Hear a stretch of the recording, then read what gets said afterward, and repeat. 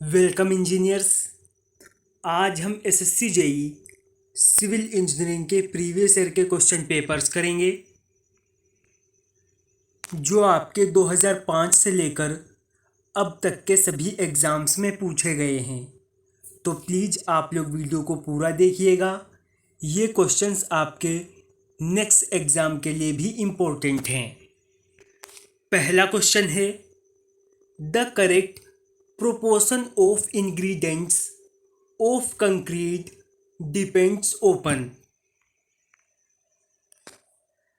Concrete के ingredients का सही अनुपात किस पर डिपेंड करता है? बल्किंग ऑफ सैंड पर, वाटर कंटेंट पर, या फिर पानी सोखने की क्षमता पर, या फिर all of above.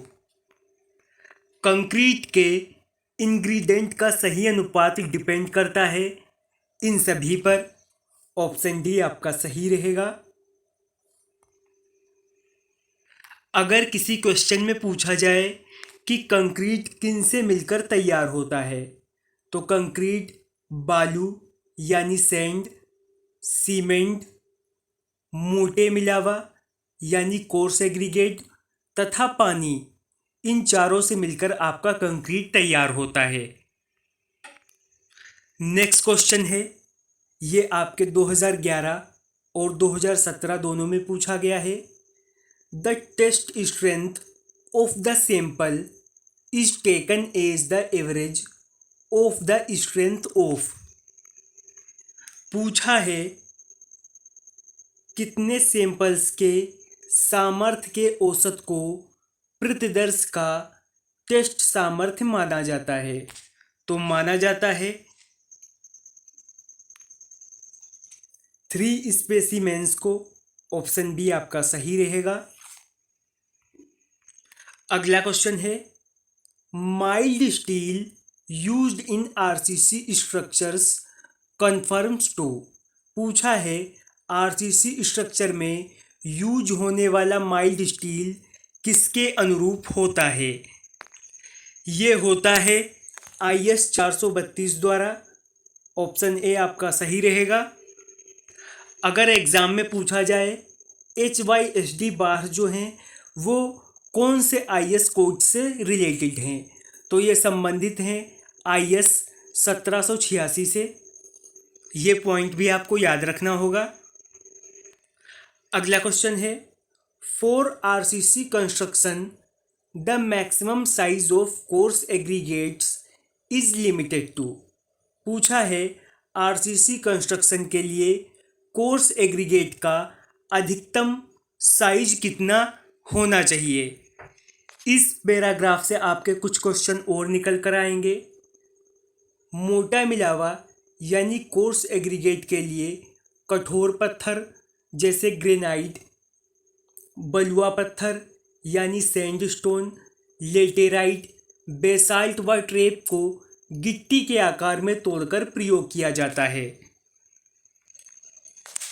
Coarse aggregate 4.75 mm से लेकर 200 mm माप तक होता है। रेनफोर्स्ड सीमेंट कंक्रीट में सामान्यतः 10 mm से लेकर 20 mm माप का मिलावा यूज किया जाता है। नींव कंक्रीट में ये मोटा मिलावा 40 mm मोटी माप का डाला जाता है।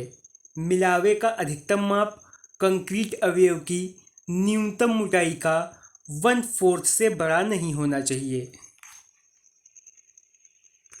नेक्स्ट क्वेश्चन है, soil transported by wind is called.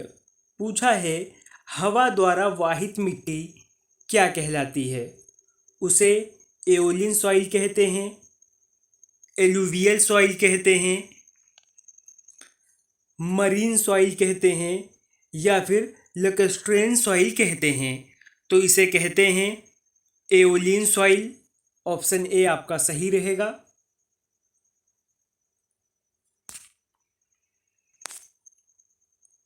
हवा द्वारा परिवहित व जमी सॉइल्स एओलियन सॉइल्स कहलाती हैं। ड्यून्स, टिब्बा या टीला, लोएस इत्यादि एओलियन मृदा की क्लास में आती हैं, क्योंकि इनका परिवहन वायु द्वारा होता है। सॉइल के बड़े कण हवा द्वारा प्रवाहित होकर जब किसी स्थान पर जमते हैं तो इन्हें बलुआ टीला यानी सैंड ड्यून्स कहा जाता है। जब वायु में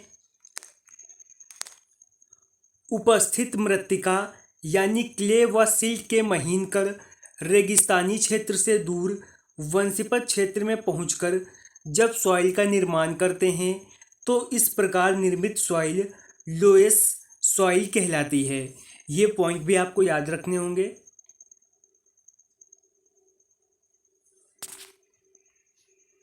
ये क्वेश्चन आपका 2015 एसएससी जेईई में पूछा गया है।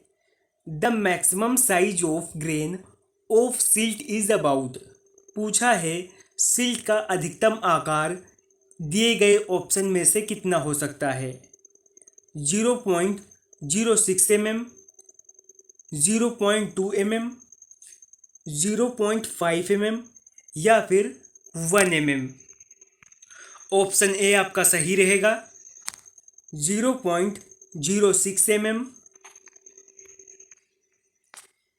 MIT क्लासिफिकेशन के अनुसार सिल्ट के जो भी पार्टिकल होते हैं उनका आकार 0.002 mm से लेकर 0.06 mm तक होता है, जबकि IS क्लासिफिकेशन के अनुसार सिल्ट के पार्टिकल का आकार 0.002 mm से लेकर 0.075 mm तक होता है। इसमें सुघट्यता यानी प्लास्टिसिटी कम पाई जाती है। ये जल निकास के लिए भी अधिक अच्छी नहीं समझी जाती, क्योंकि इनमें पारगम्यता बहुत कम होती है। यहाँ पर सिल्ट से संबंधित हमने कुछ पॉइंट करे हैं। अगला क्वेश्चन है सर्वे इंजीनियरिंग से। Narrowly spaced contour lines on A map so that the area is. पूछा है मैप पर नैरोली स्पेस्ड कंटूर लाइन दर्शाती हैं कि एरिया कैसा है। स्टीपली स्लोप्ड है, ओवरहैंग क्लिफ है, वर्टिकल क्लिफ है या फिर फ्लैट है। तो ये दर्शाती है कि स्टीपली स्लोप यानी बहुत ही तीखा ढाल है। अगला क्वेश्चन भी आपका सर्वे से है। Plotting of inaccessible point on a plane table is done by. पूछा है किसी प्लेन टेबल पर दुर्गम बिंदुओं की प्लॉटिंग किसके द्वारा की जाती है। दुर्गम यानी ऐसे पॉइंट जहां पर पहुंचा नहीं जा सकता है। ऑप्शंस आपको दे रखे हैं रेडिएशन मेथड द्वारा, इंटरसेक्शन मेथड द्वारा, ट्रावर्सिंग मेथड द्वारा या फिर रिसेक्शन मेथड द्वारा। तो यूज करते हैं इंटरसेक्शन मेथड का। ऑप्शन बी आपका सही रहेगा। अगला क्वेश्चन है the minimum diameter of an opening of a manhole should be. पूछा है मैन होल के मुख का न्यूनतम व्यास कितना होना चाहिए। ऑप्शन आपको दिए गए हैं 100 mm होना चाहिए, 50 mm होना चाहिए, 75 mm होना चाहिए या फिर 25 mm होना चाहिए। तो मेन होल का न्यूनतम व्यास होना चाहिए 50 mm। ऑप्शन बी आपका सही रहेगा। मैन होल सीवर सेक्शन की तली तक पहुंचने के लिए इसके ऊपर जो विशेष प्रकार का छिद्र बनाया जाता है उसे प्रवेश छिद्र या मैन होल कहते हैं। मैन होल के मुख का न्यूनतम व्यास 50 सेंटीमीटर होना चाहिए। फिर आपका लास्ट क्वेश्चन है सोम से। The buckling load in A steel column is. पूछा है स्टील कॉलम में बकलिंग लोड क्या होता है। ऑप्शंस आपको दिए गए हैं रिलेटेड टू लेंथ, लंबाई से संबंधित होता है, या फिर directly proportional to the slenderness ratio, आपका जो तनुता अनुपात होता है उसके डायरेक्टली प्रोपोर्शनल होता है, या फिर स्लेंडरनेस रेशियो के इन्वर्सली प्रोपोर्शनल होता है, या फिर स्लेंडरनेस रेशियो के आरेखिक होता है। ऑप्शन सी आपका सही रहेगा। ये इन्वर्सली प्रोपोर्शनल होता है तनुता अनुपात के।